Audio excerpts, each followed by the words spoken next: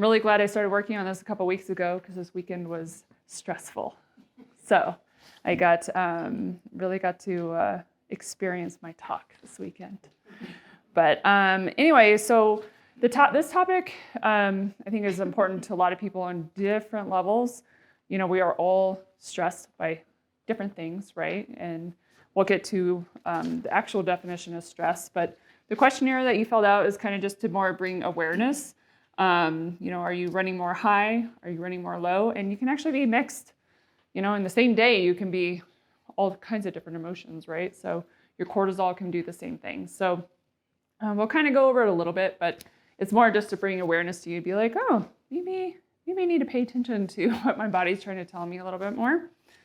And there's lots of different stress questionnaires out there. I almost used a different one. And then I started really reading through it, and I was like, I don't like this one anymore. So I had to search for a different one.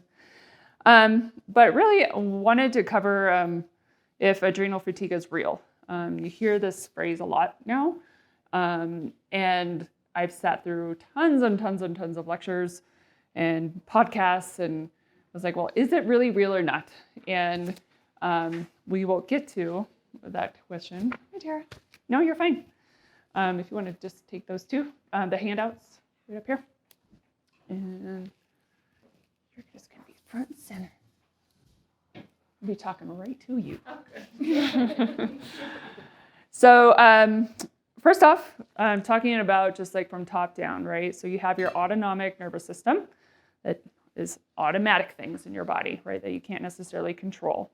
The only thing that we can kind of control to a degree is our breathing, but even then, eventually it'll make you breathe, right? You can hold your breath only for so long. But you have two branches. You have your sympathetic and your parasympathetic. Your sympathetic is more of that run, fight, the run, fight, flight, freeze is another one. You'll see animals do that in the wild, right? Or you just like flop over, pretend you're dead. That's your sympathetic nervous system, okay? It gets you going really fast. Your parasympathetic is the counter. So it's the rest and digest. And I've seen it multiple places now. You want to be in this rest and digest 80% of the time. Who's that way? Not. I'm about maybe 8%. So that's kind of the very high up level stuff. So then we start breaking it down. So we're going to specifically talk about the adrenal glands today. So how they get activated is in your brain, your hypothalamic pituitary system, so they're neuroendocrine glands. They're constantly scanning your body for input, right? They're not only looking at your adrenals, they monitor your thyroid, your sex hormones, your gut. So they're coordinating everything here. So with the HPAs, your hypothalamic pituitary adrenal axis, we get this signal. Sorry. Hi guys, no, you're fine. We may have to flip those two chairs around.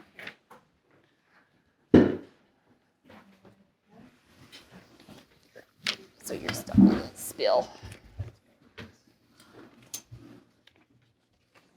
Oh, you guys get comfy chairs back here. No, you're good.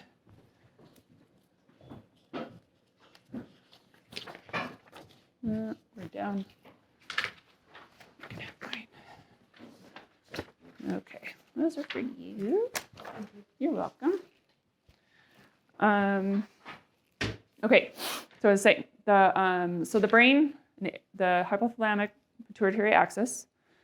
First, you get a threat, right, or a stressor. Now, I put here real or perceived, right?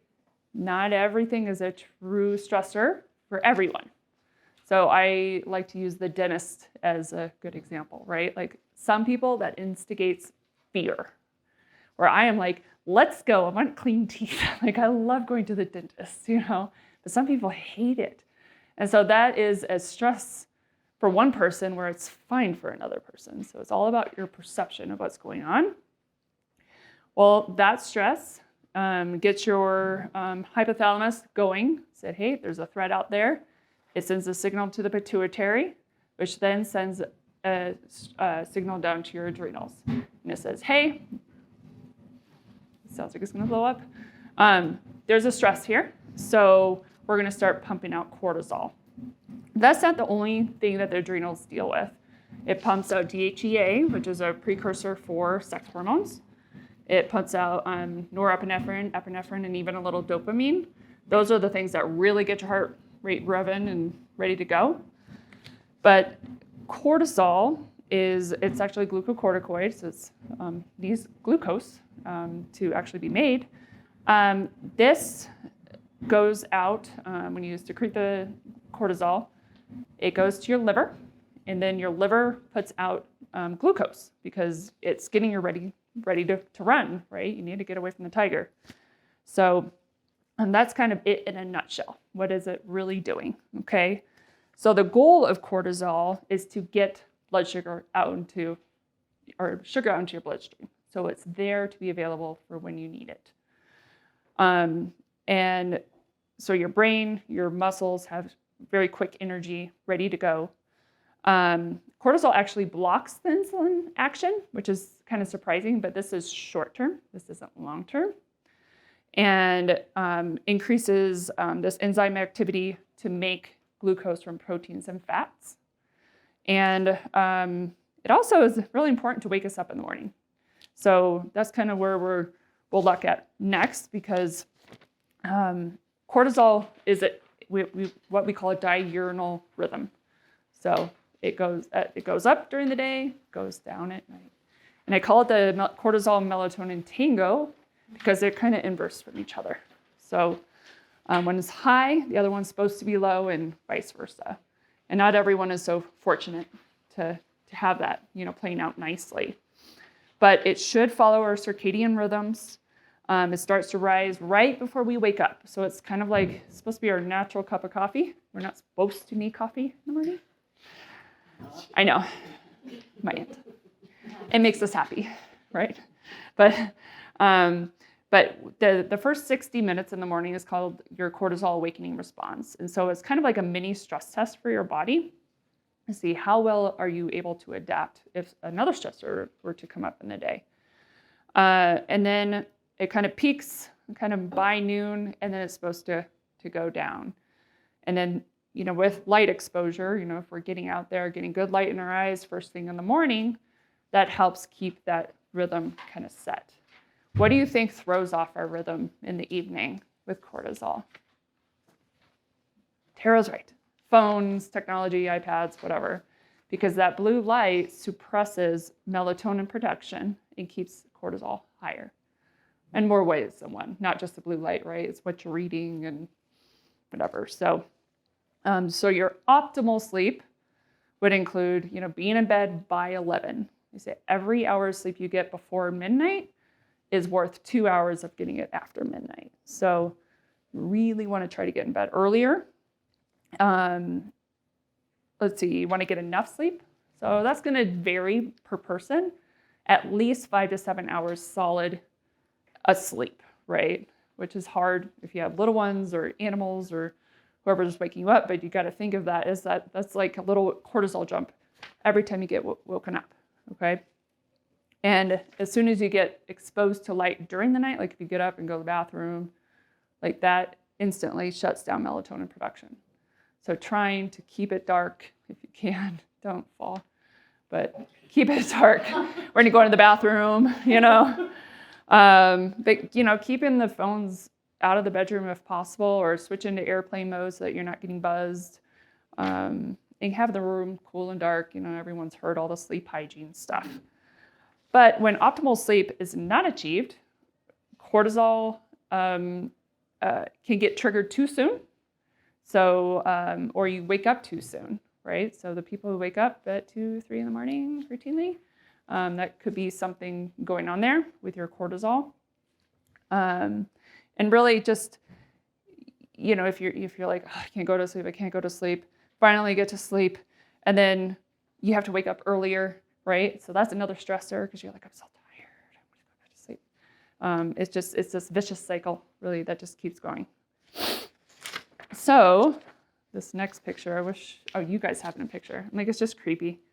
But the impact of sleep on cortisol and a few other hormones, because it was really hard to keep this topic like narrow, because cortisol has to do with, weight loss and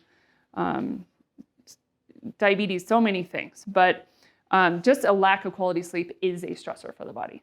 So if you're like, I feel great, everything else, but I just don't sleep, well, that's a huge stress on your body. Just one night of sleep deprivation can cause a decrease in leptin, which is the hormone that tells you you're full, and then it increases ghrelin, so you feel hungrier the next day. And what do you think you grab for? Is it broccoli? No. Salad? I'm gonna go get that salad. No. It's Oreos and chips and quick energy things, right? And then you're not even getting the hormone feedback like I'm full. You just keep eating and keep eating. So let's see what else. You can actually over a longer period of time, but if you have a chronic sleep deprivation, you start losing muscle, you're gaining fat. And then we all know, like, you're moodier the next day, right? You're kind of foggy. You're just not great to be around. So now we'll actually get into like what is stress. But I wanted to hit sleep first because that's like the biggest one usually. So stress definition is a force or influence that causes tension, strain, or tension in a body or mind. Stress can be a biological response to a perceived threat, and it's caused by chemicals and hormones surging throughout your body. So really, it's anything that causes an imbalance in your body can be perceived as a stressor, right? Stress isn't always bad, right? It kind of helps us keep alert and we get our tasks done, and it's that chronic stuff that we don't like as much because it can impact your health long term. And again, stress is that real versus perceived. So sometimes it's a switch of mindset, to help get over the hurdle. Cortisol and the stress response. Surprisingly, cortisol, I learned this when I was putting this together. It's not stored in the adrenals. It is made on the spot. So it's not like you have a reservoir like adrenaline, norepinephrine, epinephrine. There's a little bit of reservoir there, and that gets shot up by it. That's actually stimulated by your spinal cord. It's not this long thing, right? Because if you had to, even though it's not long, but if you had to get away from a tiger, you don't want to wait an extra 3-4 seconds. You want to go. And let's see. We already kind of talked about cortisol's short-term goal is to keep you safe, right? Get away from the tiger. But tigers are different for everyone. It could be financial stress. It could be a bad relationship. Your boss yelling at you. Stephanie's yelling at you. Never. Blood sugar swings. There's lots of things that can cause this. And then this little depiction here is kind of showing you just the short-term effect of cortisol release. Not all bad. So most people don't know. It's an anti-inflammatory to begin with. Changes. But you get increased energy, increased focus. Your blood pressure goes up, your heart rate goes up because you're, and you can usually feel it, right? And in that moment, you're racing and ready to go. You get more blood flow to your muscles. Your blood is shunted away from your digestive system, because why do you need to digest food if you're about to run from something? Your sex hormones production goes down. So, and then last is just decreased immune response, because you don't need to worry about this little infection if you got to get away from something bigger, right? So what we tend to be more is the chronic stress, right? And so I like this little meme, the little minion. I stress about stress before there's even stress to stress about, right? Maybe familiar with that. So I guess cortisol is beneficial initially, but when it's released for too long of a time, the body kind of overcompensates, and this creates just this negative cascade of consequences for your health. And not just your health, right? Like relationships and everything else falls apart. So this next one, 4 types of chronic stress sabotaging your adrenals. Inflammation, okay? comes from many things now in our environment. We've got, pro-inflammatory foods. So that's going to be your processed foods and your sugar and soda and alcohol, fried foods. If you have food sensitivities, that can be cause a lot of inflammation, not just in your gut, but like extremities everywhere else too. Gut dysbiosis. Everyone knows I love my gut health, and inflammation is a big part of that. But obesity, sleep apnea, environmental toxins. That's another one I'm really starting to learn about with heavy metals and plastics and this, skincare products. Things you don't necessarily think about, right? Molds is another big one I've been looking more into. But overworking, over-exercising, that's huge, Like there's actually more of a Goldilocks place for exercise than we think. We think, oh, I just go harder, or I can do the same workouts as I did when I was 20 as I can now. No, like we're not supposed to keep going like that. I'm not saying exercise is bad, it's just sometimes we need to listen a little bit more of like, you're hurting, so maybe that's not the right exercise for you at this moment. Circadian rhythm disturbances, we already talked about that, poor sleep quality, but also shift workers. It's there. I can't wait we'll get to the Dutch test, but I can't wait till one of those comes up on a person who does shift work, because I want to see what happens to their results of someone who's sleeping during the day versus when they should be at night. So nutritional imbalances are huge for the adrenals. You got to get the correct vitamins, minerals, correcting if there's any enzyme imbalances or not enough stomach acid. If you don't have enough stomach acid, you can't absorb certain nutrients. And then psychological stress. This is a very big one, I think. So any kind of emotion, right? Grief, guilt, anxiety, all of that can kind of make you feel stressed, right? Or if you're embarrassed or super excited even, right? You got your hormones going there. But job changes can be psychologically stressful. Past adverse childhood experiences, they're called ACEs. There's actually a questionnaire on this. Those kind of things, they linger throughout your life. If you're not dealing with them, that's a chronic psychological stress that some people don't even know that's going on, that they're still kind of dealing with that in the background. And I really liked this quote I pulled from a book. If the psychological trauma remains unsolved and our emotions are suppressed, we may find it difficult to heal adrenal dysfunction despite our best efforts with physiological drive lifestyle changes, such as replenishing nutrients, balancing blood sugars, decreasing inflammation. When we are stuck in a fight or flight response, our bodies will continue to feel unsafe. Until we restore a sense of safety, both physically and psychologically, there is a high likelihood a chronic pattern of adrenal dysfunction will persist. So you can do all the right things, right? And still not feel healed. So, and I see that a lot even with like the weight loss program. It's like people are like, I'm doing everything right. Like, why aren't I losing weight? And I'll be like, well, how's your stress? Well, I'm like, yeah, okay. Like we have work to do still, So, so sympathetic dominance, this is when that sympathetic nervous system, right? You had your sympathetic and your parasympathetic. When the sympathetic is on just too long, and your parasympathetic is, I put the cart in the horse here because the parasympathetic will always trail behind the horse. It's not going to just be, like this without a little bit of work anymore.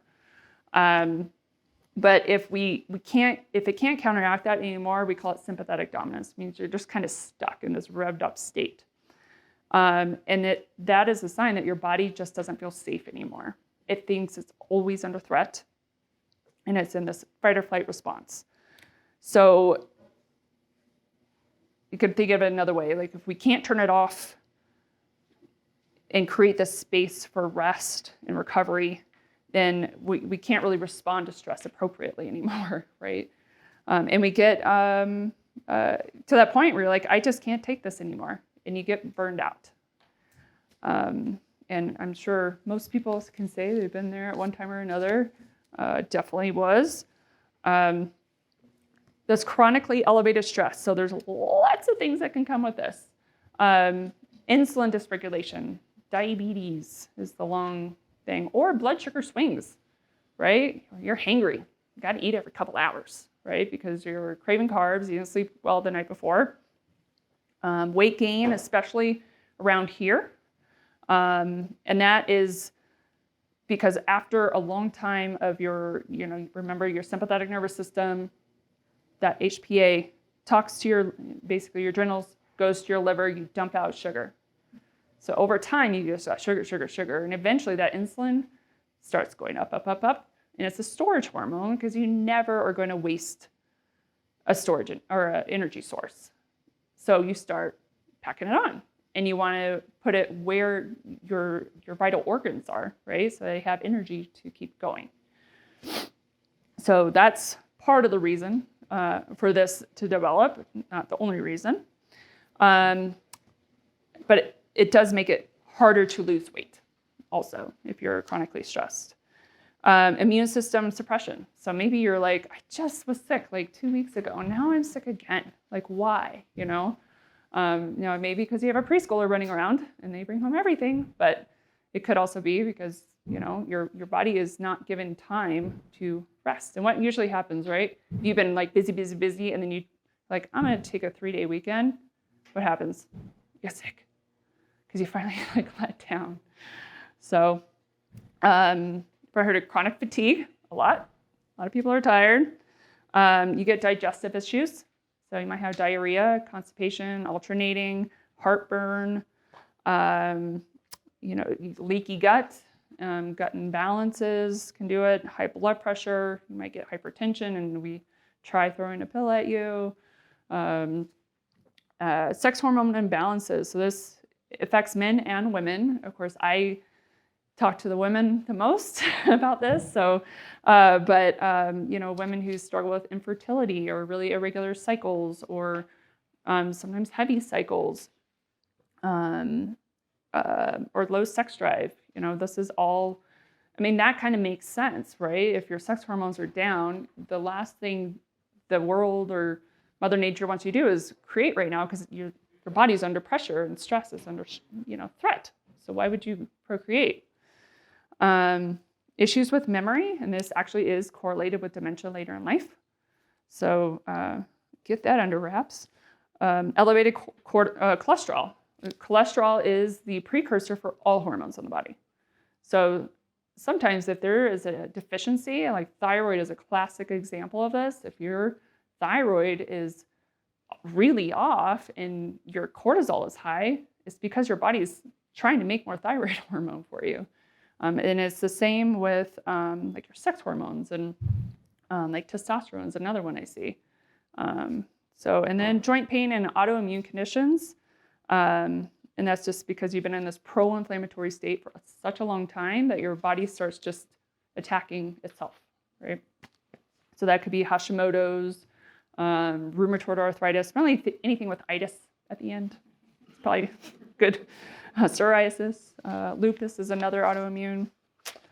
Trying to remember when I was going to work that in. I think I was going to do it after testing. Okay, so here's that question. Is adrenal fatigue real? Well, the symptoms are very real. You can read what they are there, right?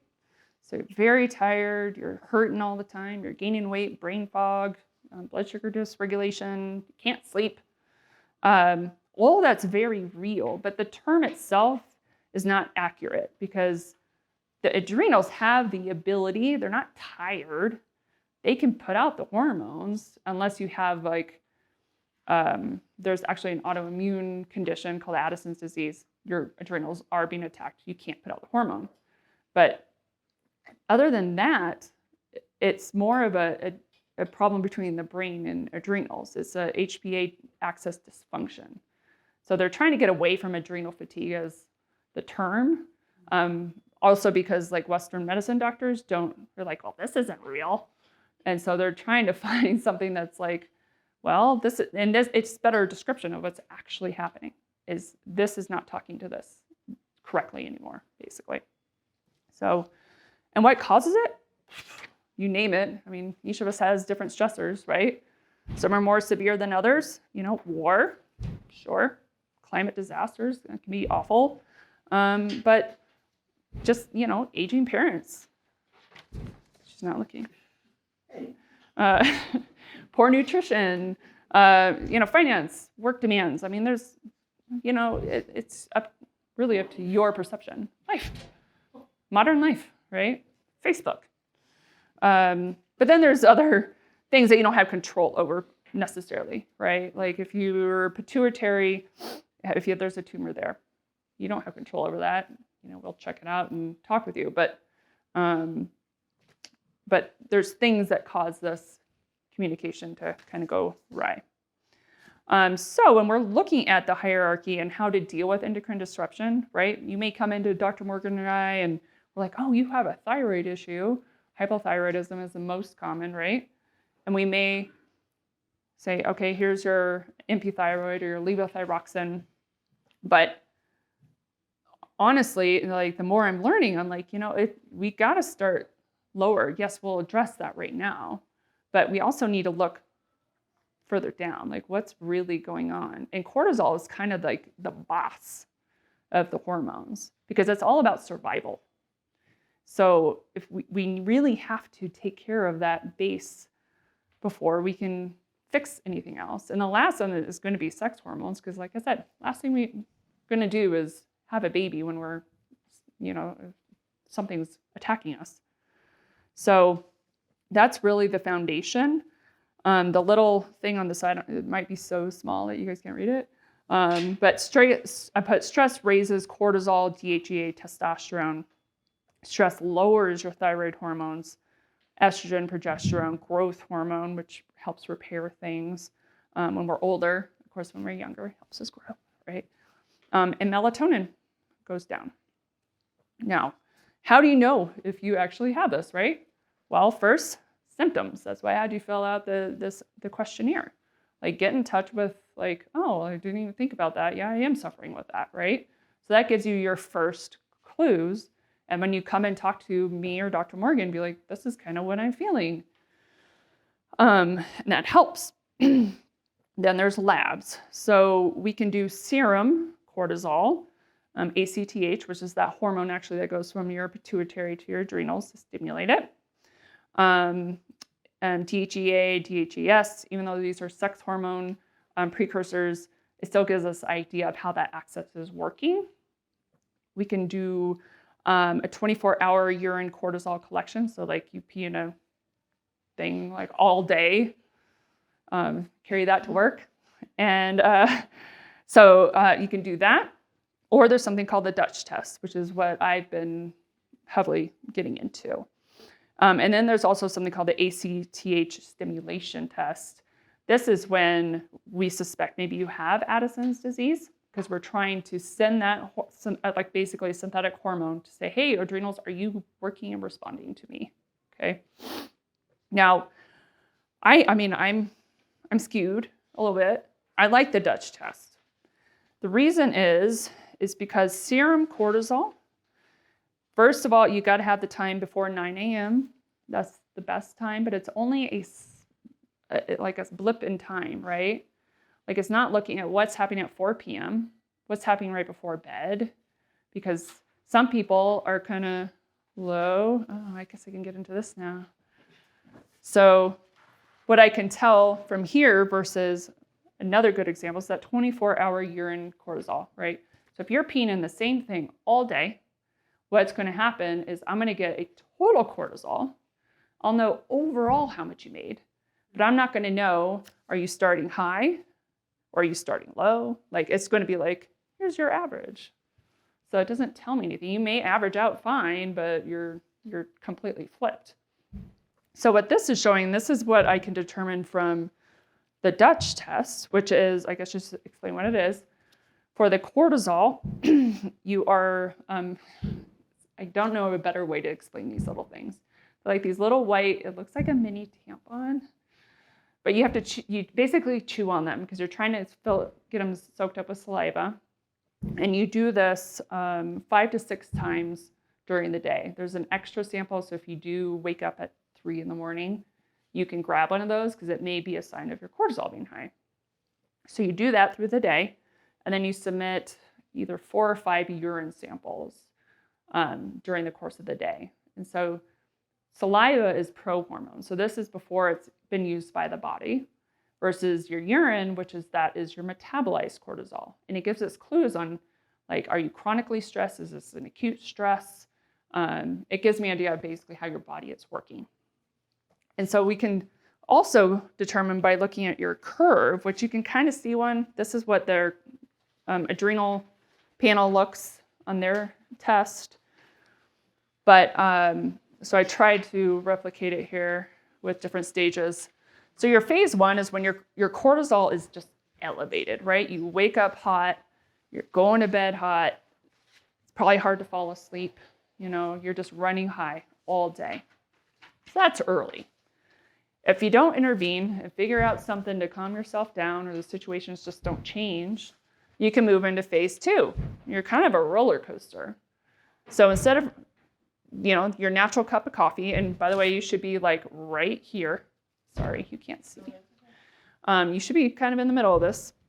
Well, you're starting low, so you're like having a really hard time getting out of bed. You may drink a cup of coffee, and you're like, okay.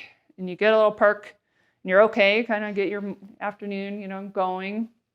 And then maybe 4 p.m., you're like, oh, I'm so tired again, right? And then at 8 p.m., you're like, okay, I'm so tired, but now I'm wired because I got my second hit, and you can't go to bed again. Then if you don't intervene here, you can move into phase 3. And so this is when you're like, I am just tired all day. And you may have a little bit of boost to get you up, but you're going basically down. You have no cortisol awakening response. You don't get your natural cup of coffee, and you just are flat. And then late advanced is you're just completely flat for the day. I haven't seen anyone that bad. I've seen quite a few people skimming this line, including me. So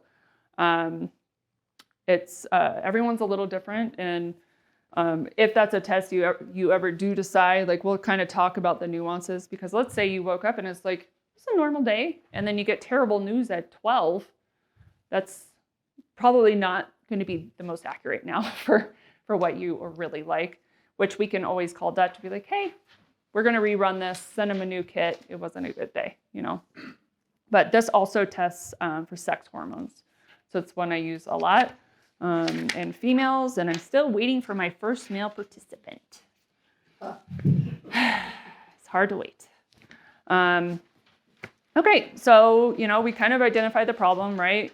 We have a way to test for it. We got plenty of ways to test your labs.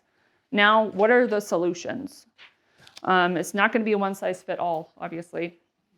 First, it's got to be lifestyle, right? If you can't, you got to be eating well, giving them the adrenals the nutrients they need. You need to be moving, not too much, not too little. Kind of retraining your mental state around it, right? And maybe saying no to things or delegating out what you can. But it doesn't matter if you're high cortisol, low cortisol, the lifestyle changes is for everyone. And then, stepping back and really, taking note of, like, what are my stressors? Should I really be stressed about this? Is, my kid's game on Saturday, is that something really to be fired up about? I want him to win. But I have no control over that, right? So you can kind of like, okay, I can let that go. But and if you can't really make sense of it, that's why there's therapists out there, right? They can help kind of muddle through some of that stuff. Evaluating your exposures to toxins in the environment. That's, I think, a very overlooked area of stress on our bodies. We're exposed to so much up here. I mean, I can tell you, like in my tests, I buy organic as much as possible. And my glyphosate levels were off the charts. And I was like, where's this coming from, right? Well, we're surrounded by farm country. So it's getting in us somehow still, even when we try to make those right choices, but you still do. You still try to make the right stuff. But those act as endocrine disruptors. So there's some things in the environment that replicate our estrogens, which affects men and women. So like for men, may see it as man boobs. Women, our cycles might be really off.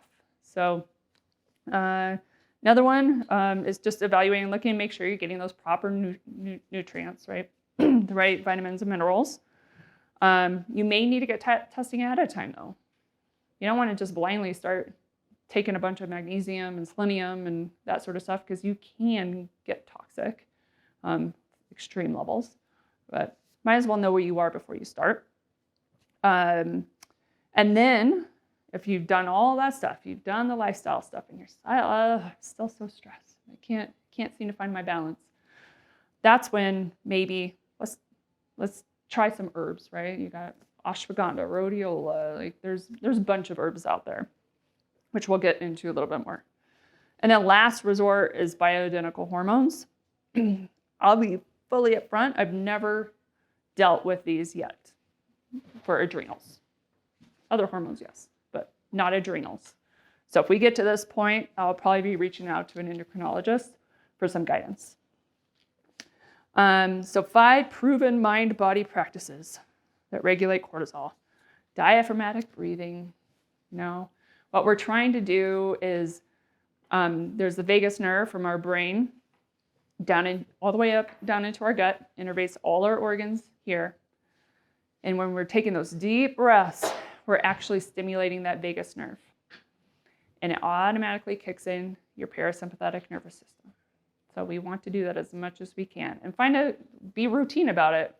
Like I drive 25 minutes here to work and home. That's my time where I deep breathe. But try to work it in other places too, right? Or you're about to go into a tough conversation, you have your hand on that handle. Take a deep breath before walking in. Just try to calm yourself down. The relaxation response. There's lots of stuff. Sit quietly 10, 20 minutes, practice your deep breathing, focus just on that. And if a thought arises, you just let it go. Easier said than done. Progressive muscle relaxation. This is actually kind of a good technique at night. If you're feeling pretty tense, is you just focus on one body part at a time. You might be like, okay, right calf, flex, and then consciously think about relaxing it. And you can do this all over your body. And eventually that'll help get you back to sleep, hopefully.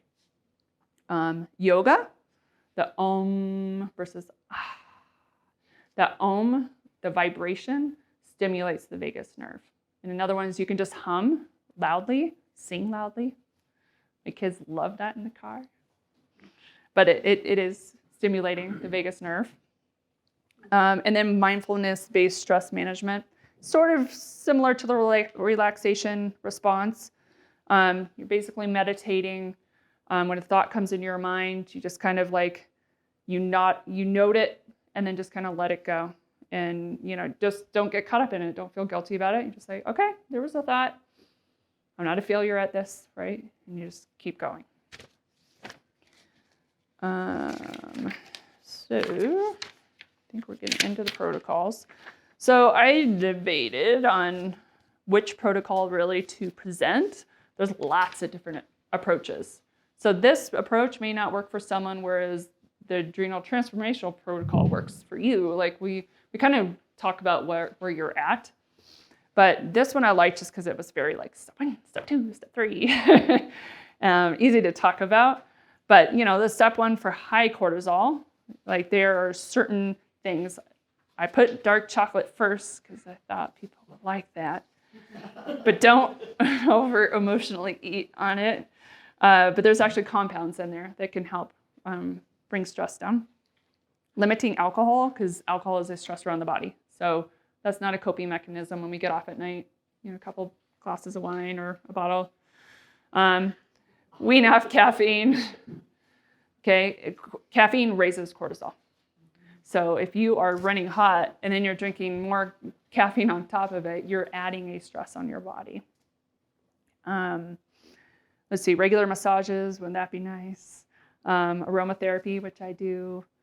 The chanting daily. Don't think I'd ever do that one, but acupuncture, acupressure, and actually, where is it? Surprise! Like this came out like right when I was doing this presentation, but it's just like different acupuncture places on your body. So that was interesting. Practice forgiveness. There's something called the heart math. So it's a thing you wear, and it monitors your heart rate, and then it gives you this heart rate variability, which I'm sure a lot of people have heard about. But you're basically training yourself into a calmer place by paying attention, to what your heart is doing. Sorry, knock that. Gratitude practices, releasing oxytocin, so that as moms, when we have our babies, we get a big burst of that when we give birth. When we breastfeed, we have a burst of oxytocin each time. It's bonding. It's a love and hug hormone. You can get that lots of different ways, though, now. My favorite weird one is the L. reuteri, is a strain of probiotic, raises oxytocin. So it's a cool little one. We have neurofeedback here. I feel like people with a trauma history actually really benefit from that because sometimes it kind of loosens the reins a little bit where they've had it pent up for so long. And now a couple people have come to me after and like, I kind of feel ready to talk about something. Okay, I'm not a therapist, but I'm happy to listen and then help direct you to who can really help with that. Counseling, there's a bunch of vitamins listed there. Precursors like the L-theanine and L-tyrosine, these are amino acids. So those are all important. Now, if these lifestyle nutraceuticals don't work, then you go to some of your herbals. So you probably heard of like adaptogens. Does anyone know what adaptogen really means? I actually had to look up the actual definition. But it's a natural substance that is supposed to help the body adapt to stress. Okay, and it helps normalize things. So it brings it back to homeostasis. Because these are made from plants, they're smart. We evolved with plants, right? And our bodies know how to use plants. Our bodies don't necessarily know what to do with a synthetic medication all the time, right? So, and the big caveat is please talk with Dr. Morgan and I before starting any kind of herbal, just because there are some drug interactions that would not be good.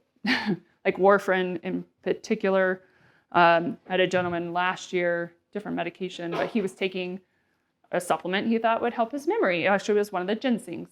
And I was like, why is your INR so high? Like, I was really worried, and I was like, bring in everything you're taking, right? And he brings a big bag of stuff. And I was like, this is what's messing up your INR. Stop it. And then his INR went back to normal. So, but antidepressants, that's way more common now. So we want to just run a drug interaction checker, make sure everything plays nice before you start taking it. But the ginsengs, they're very calming for some, but they can be stimulating for other people. So sometimes you have to play a little bit to see what works for you. Rhodiola, ashwagandha, those are really common to help with bringing stress levels down. So those ones could be good at night. If you have trouble, if you're one of these people who's at night, might be something to try.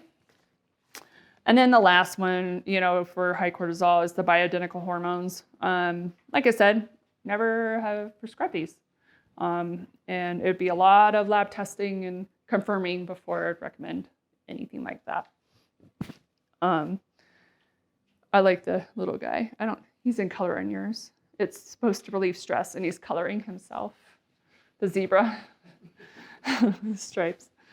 So for low cortisol, like, what do you do, right? Like, if you're so burned out that, first exercise, but be smart about it.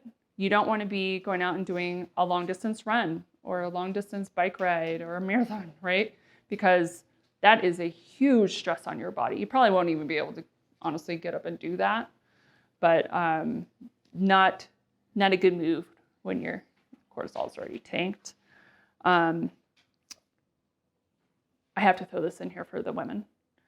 Also be very mindful of your exercise during your cycle, because there are better times in your cycle to do certain exercises that will impact your stress levels. So first half of your cycle is a better time to be doing like the HIIT exercises and the weights and all that. And the last half, when your body thinks it's supposed to, be pregnant and be having an egg in there that's fertilized, that's when we really should be acknowledging, like, this is my rest period. This is when we kind of hole up and kind of don't want people to bug us, right? So that's because we should be resting at that time.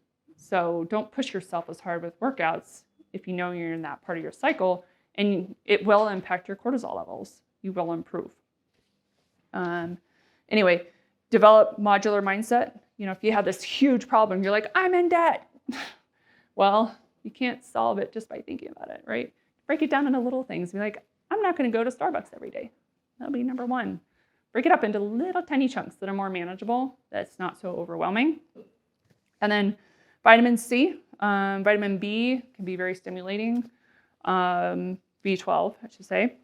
And then vitamin C, I just like to throw this little tidbit out. Some people are really sensitive in the GI system and can get diarrhea with higher doses. So if that happens, just lower your dose. You aren't allergic.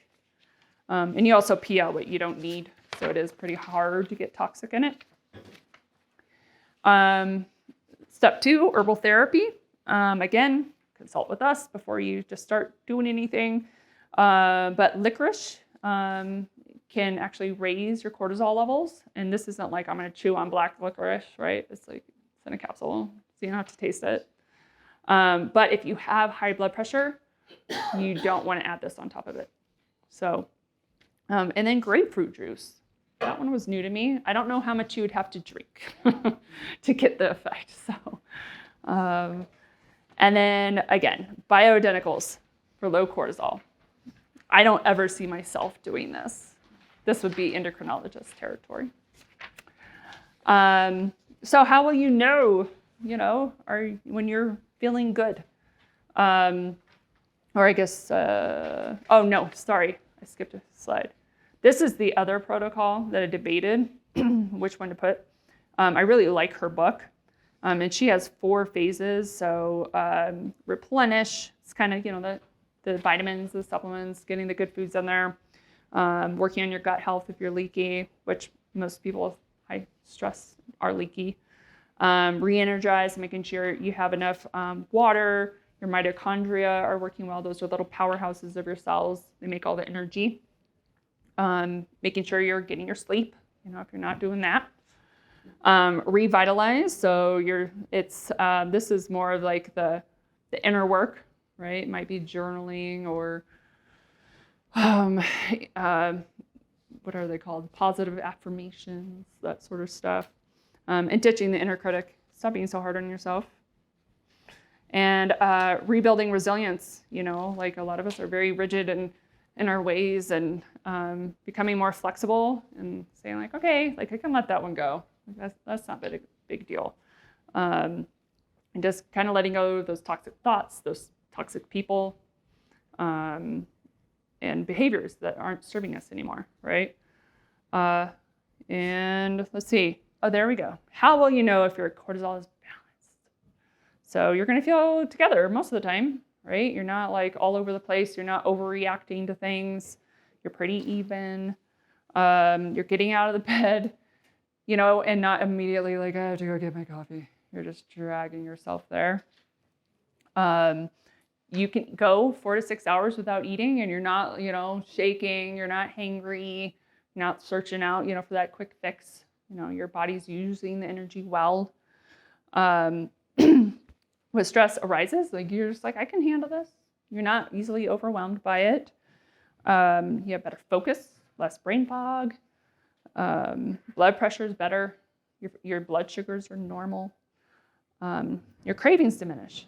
So sugar cravings are big with high cortisol, and salt is more with low. There can be a little bit of a mix there. You know how to, when something comes up, you know how to turn to your coping mechanisms. Hopefully it's not donuts or whatever, wine. There's other things that you do. And you're falling asleep easily, right? Within 20 minutes, you're not laying there for hours and hours and hours, and you're staying asleep. Maybe getting up to pee once, but you're able to go back to sleep. So, and then last one is just like some of the references that I use, listen to. Yeah, so if you want some fun reading, what I read every day and listen to every day. So that's it. Does anyone have questions? Yes. So when do you think, and how close do you think they are to having real-time cortisol monitors that we can put on our body? Like I actually heard that the other day. I don't know of anything in the works yet. I bet something is early stage. Yes, that would be really interesting. Do you think that would scary. Help you, the patients? Oh, yeah. Oh, yeah. Well, and I think it'd help more just patients realize themselves, right? That's even the beauty of a continuous glucose monitor. It's like you get to see real time, what does that food do to you? It's not going to be the same that it does to her, So, yeah, I think stress. And it would give you that little, like, maybe a warning, like, you're going to the red zone. Deep breath. And it gives you a little buzz, Yeah, good question. Design it.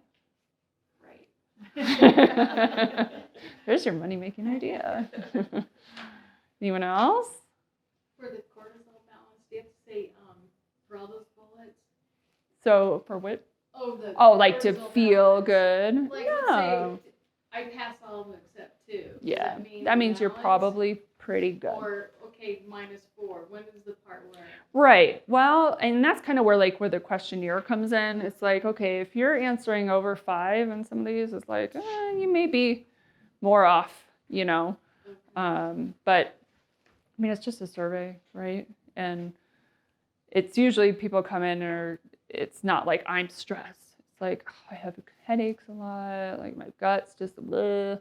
Like there's other things that I pick up on, but symptoms are a big part of it. Yes? I have an adrenal support complex that I've used for years. Uh-huh. And I love it. It has ashwagandha in it. Yeah. It's also got adrenal cortex from bovine. Uh-huh. Any familiarity? Yes. Yes. So bovine adrenals, basically what they do, they take the adrenals of the animal, right? They dry it up, they crush it up, and then they put it in these capsules. It's actually pretty common.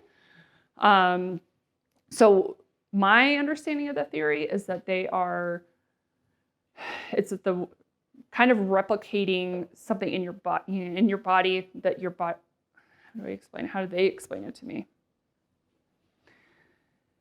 I went to a conference like 2 years ago where they were trying to explain this to me. So think of it as like, all right, let's say you have a normal airplane that's for some reasons like under attack, okay? And then they fly in fighter jets here so that the enemy is going after fighter jets instead of the actual jet, right? Your real plane. And so the adrenal that you're taking externally is kind of diverting some of that attention, maybe inflammation or whatever it is with your adrenals, so things can have a break almost. And it's not uncommon for those adrenal supplements to have a little of like uppers and downers, right? There may be a little licorice with ashwagandha or rhodiola. And that's a lot of them are called, like stress balancers or adrenal balancers, or it's kind of got a mix of stuff. And then you have to play with like, well, when's the best time of day for me to take this? And do you have to take it every day? Maybe not, but yeah. Lois? You threatened me in the gym that you had lots of them. Okay. I was very scared. Anyone else? It says vitamin C at 600 to 1,000 milligrams. Mm-hmm. And then it says vitamin B complex. You said that's B12. B12 is particularly stimulating, But all the B vitamins are, I mean, you really need those just about everywhere. So that's why I say it's like a general B complex. Now, some people need a particular form called methylated B complex. We kind of determine that through looking at your labs, and sometimes how you react to them. Because there's a gene called MTHFR, gene mutation variant, that some people need a different type to really be able to use their Bs. So B12 is very most people get energy with 12, but. Is there on the vitamin C, it says 6 to 1,000. Oh, How much vitamin D? It depends, because if, let's say you're already running high on Bs, but we don't test you, I don't know, So sometimes it's just nice to have a starting place, with labs. But most people can get away with 100 if we're talking B12. A lot of multivitamins have 50 to 100 micrograms, which is pretty low. Most, if you need a methylated, it's usually 500 to 1,000 micrograms. But it's really all over the place in what brand, and then how low are you? Do you need it? So. Do you guys test for vitamins? How do you blood work? Blood work, yeah. That's the only way. Yeah. The Dutch test does test for some indirect. So basically, it's the metabolites of them that this tests for.